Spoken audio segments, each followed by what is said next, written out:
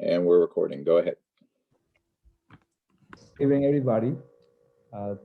It's November 10th, 5:24, and the Traffic Safety Commission will start. Call to order, please.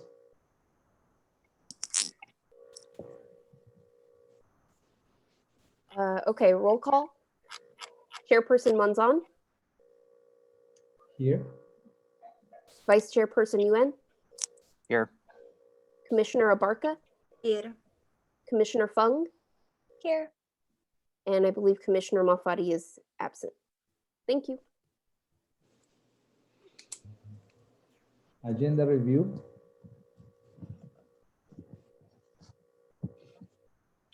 Have there been any proposed changes to tonight's agenda from any of the commissioners?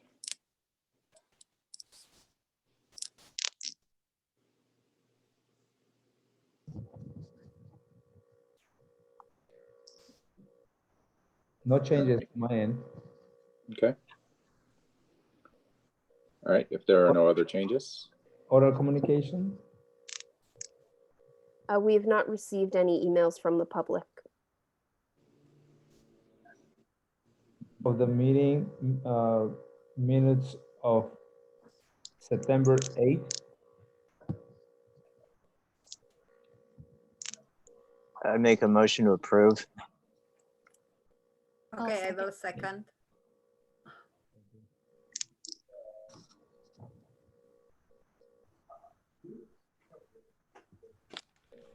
Items from the staff.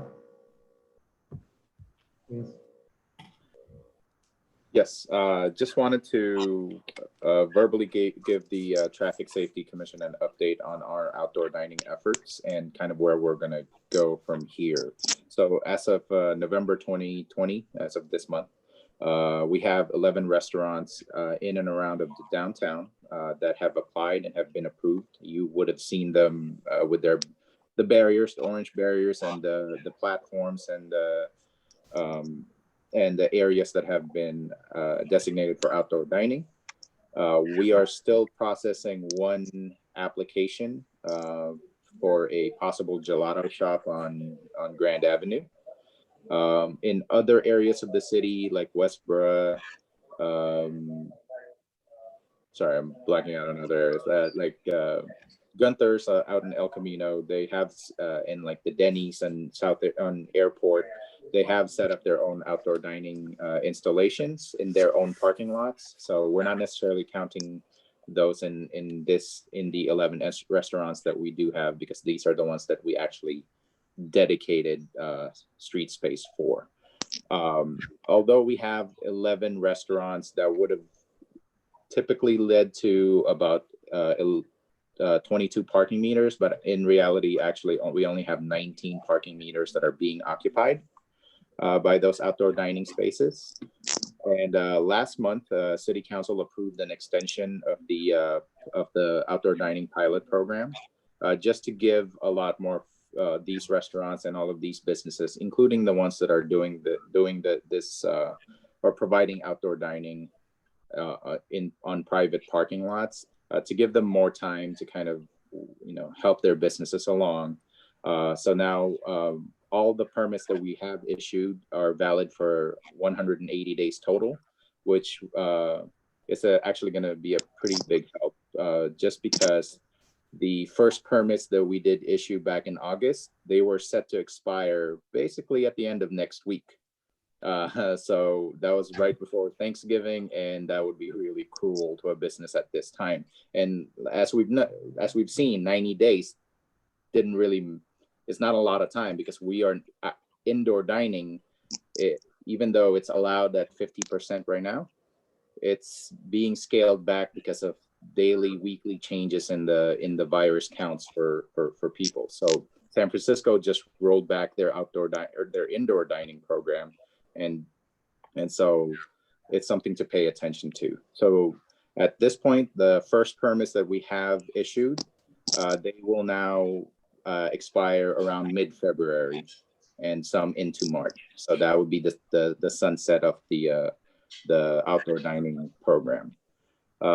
at this time, we are currently working with these restaurants and businesses on a couple of things, especially winterization, making sure that they have they're aware of what they can do in terms of providing cover or heating, working with our fire department to give them that guidance so that they can safely do that and accommodate folks onto that outdoor dining space, because indoor dining is just not advisable right now.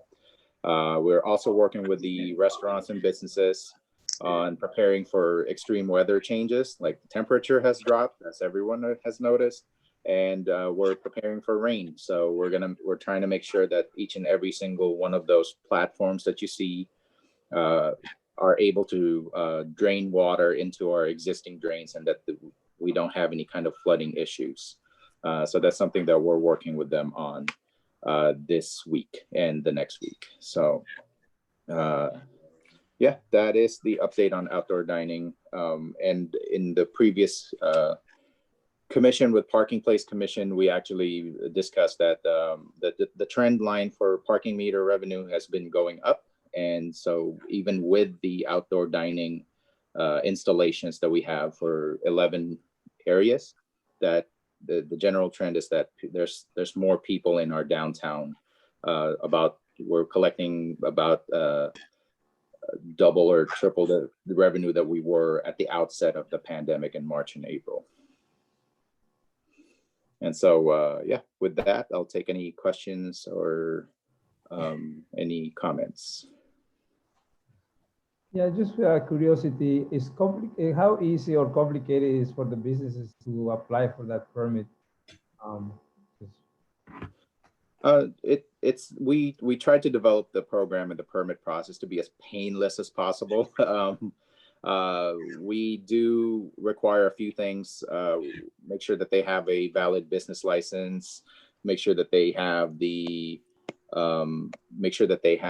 adequate insurance to cover any kind of risks for having that outdoor dining area. We want to make sure that they have specific conditions to meet San Mateo County Health Department orders, just so that they're aware of of those things, and some other conditions that we would put on the applicant, but it's not meant to discourage anyone from doing so. And we move pretty fast in every time we would get an application, just to kind of get in front of like interdepartmental staff of planning, public works, fire department, police department, and engineering, to kind of get that reviewed and any kind of immediate concerns.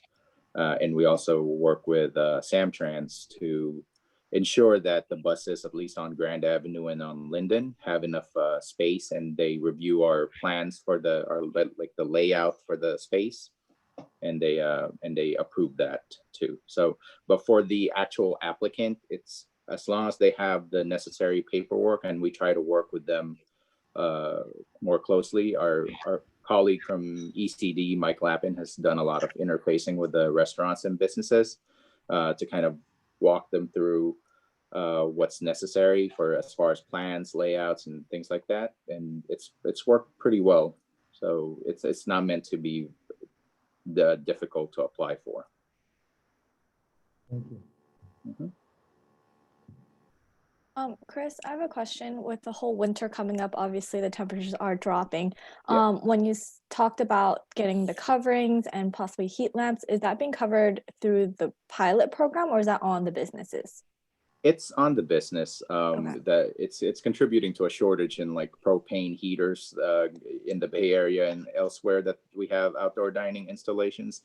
But what we've seen is that a lot of the restaurants have already thought of it, or they might have something existing that they are implementing, and all we're doing is just to kind of ensure, hey, don't have like open flames and things like that, and like if you're like, make sure it kind of jives with the fire department's conditions, for things like this. Again, it's a pilot program. It's an unprecedented time.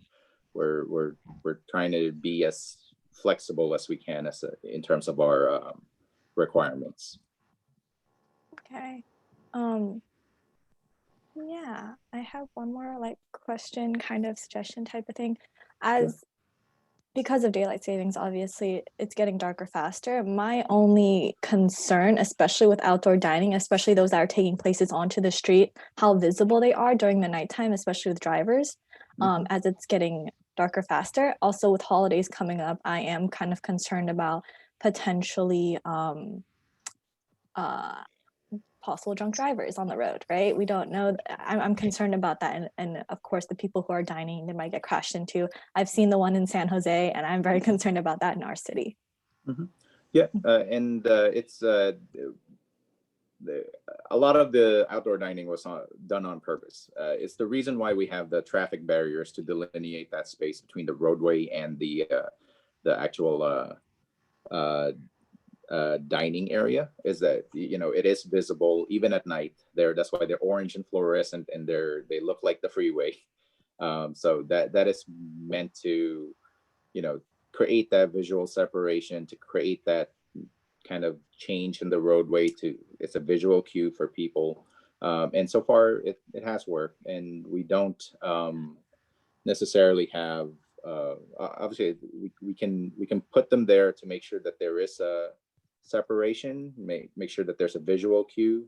And from what we've observed, that people do see them. They're massive. They're massive, like the barriers plus the fences that are on them.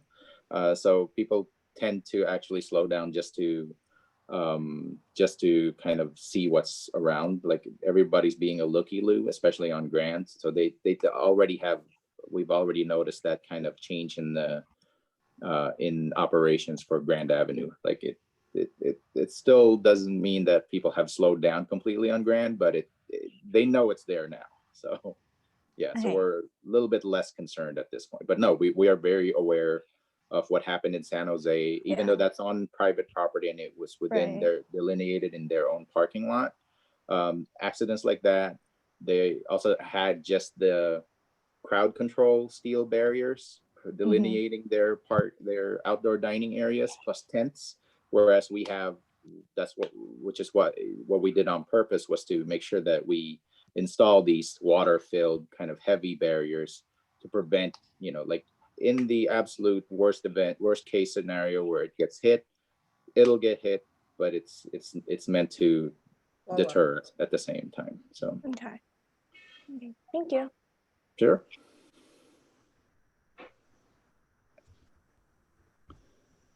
Commissioner Monzon, did you have a question? I saw your hand up. Yeah, I was just trying to get if you can get access to Jolene, and she's already on. Oh, okay. I apologize. I got held up at work, so I was trying to log into the parking commission meeting, and it dawned on me you're probably already to the traffic safety, so I could get in that way. No, that's all right. Well, welcome. Thank you for joining. Thank you. My apologies to my colleagues. Okay. Is it a proper time for me to ask you a question, Chris, about, I heard you speaking about the outdoor dining, and I was just curious, from what I hear, it was a success on Grand Avenue up until the time it's now cold, but is that what you found, is it was all worth it and it helped small business and whatnot? Mm-hmm. Yeah, absolutely. It's the same as if I alluded to it earlier in our meeting in September. So at that point, so far so good. Now we're in November. We found enough data points that a lot of these that have offered outdoor dining are supplementing their income in a greater degree than those who haven't. And yeah, so by all means, it's a success for the program, and it is working. Just to recap, like in the Parking Place Commission, we were seeing a trend line of increased parking meter revenues, in spite of having about 19 parking meters occupied by these outdoor dining spaces. So there's increased activity, and increased activity in both the restaurants themselves and in the downtown in general. So it's all good things for the city. Thank you very much. That makes me happy to hear that. And I appreciate all the work you put into that. That's great. Yeah, and then just to reiterate the thing that we're working on with the restaurants is the winterization. Is to make sure that they have some additional guidance on the types of heaters they can provide, any kind of lighting that they can provide to make that a little bit more comfortable, even though it's cold now. And and I it see. may be uninviting, especially at past like 5 p.m. But we want to make sure that they're able to do so.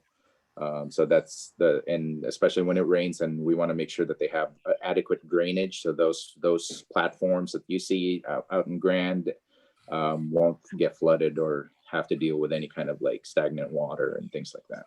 I see. Yeah, I see Chevys with their outdoor things going off. It looks Yeah, warm and snuggy in there. Thank you very much, Chris. sure. Yeah, I have a comment. Probably is that something that is not on your scope, but I just want to mention that I've been observing each of the businesses that they have the outdoor dining. But for some reason, the Thai satay looks very welcoming and looks that they put a little bit extra details that actually not only is good for them, but it actually looks beautiful when you drive by. So I was just wondering, maybe Liza can relay that message to them that they are actually beautifying that area. I sure will. Thank you so much. I don't know, man. I was just disappointed. I thought I did a little bit better.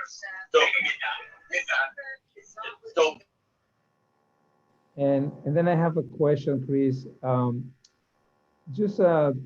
know it's maybe a little bit not exactly on our, what we do here, but from the point of safety and traffic, I think a little bit related. And Leash and all of us, I kind of like we had a good opportunity to see a few things that we were not exposed. For example, when we finished the field trip on the Gateway community center that they're going to spare with their employees and access to the community. I thought that was a great idea to combine. And with this, I asked Salish if he could find out on the building that is at the end of Force Boulevard and DNA Way, which belongs to Genentech.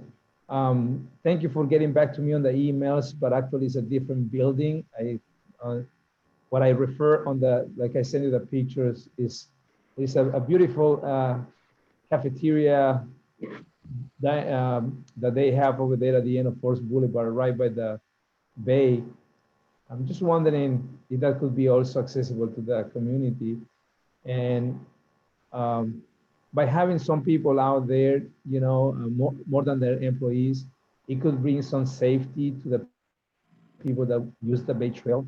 And that's kind of, I'm stretching probably, but is something that we can continue what Salish offered. He said we're going to find out if that could be access. I'm not asking for something free food. It's just access to that beautiful cafeteria, and so we can, maybe, eat something there and still enjoy of the Bay Trail. It's certainly something we'll follow up. It's just that, like I mentioned in an email, that we're not too familiar on who is supposed to be using that cafeteria.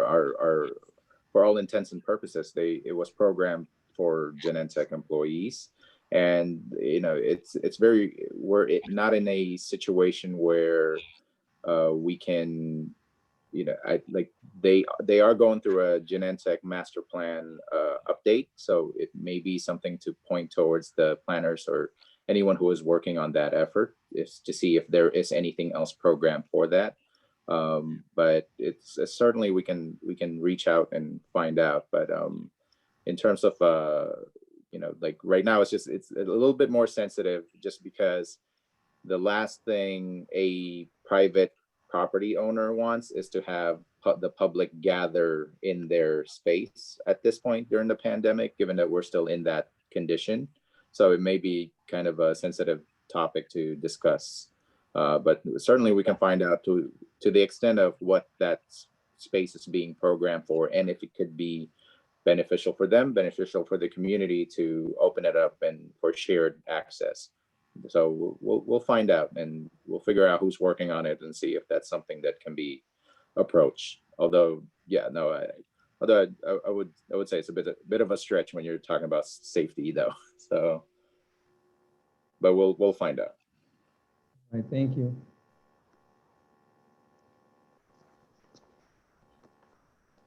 Any other commissioner with comments? Are we still on the discussing the outdoor dining program updates, or are we on commission items? I think we just skipped to commission items, but if you had Okay, oh, there's a nice outdoor segue there. outdoor dining items, please go ahead.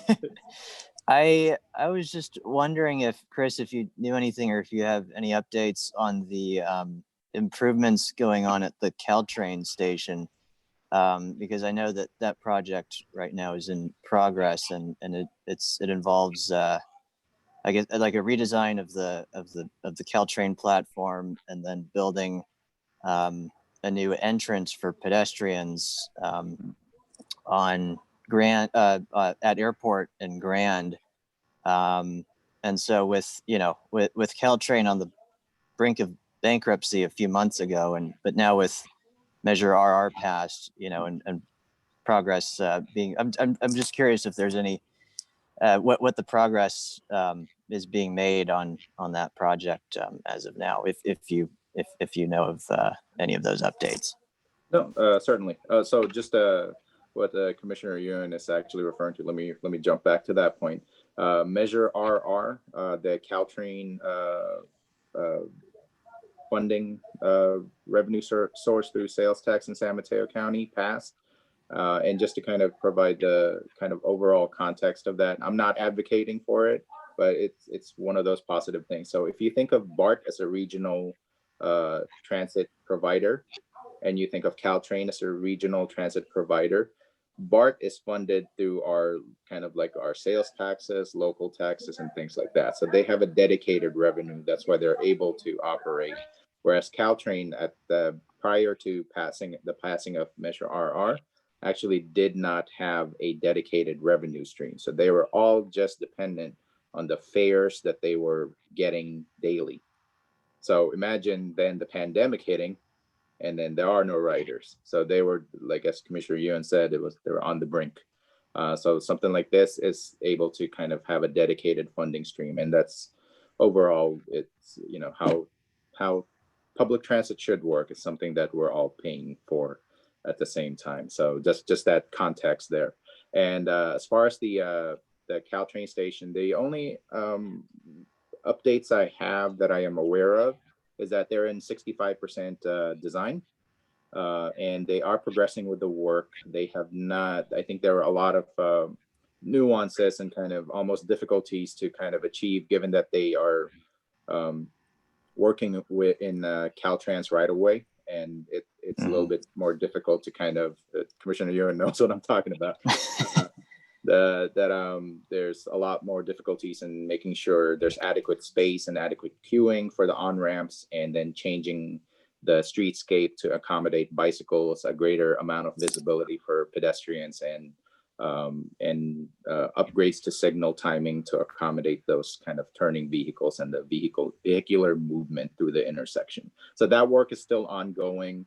I could actually, for a future meeting, have one of our folks in engineering to provide an update on that and give the Traffic Safety Commission a project update. It's much more in depth than what I'm giving you right now.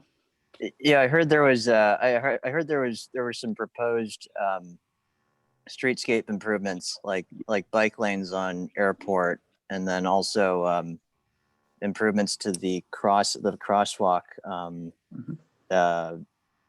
Airport at Grand, between the station entrance and the gas station.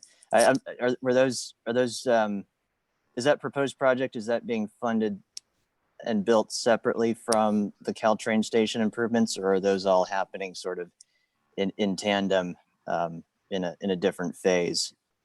I believe it's happening on a separate track because it's being pursued in anticipation of the revamped Caltrain station. So we're doing everything that we can as a city to kind of accommodate that increased activity from the Caltrain station and facilitating those types of or facilitating a more safe crossing across Grand Avenue.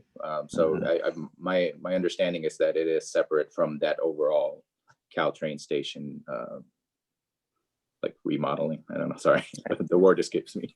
So, yeah. Thanks for the update. Sure.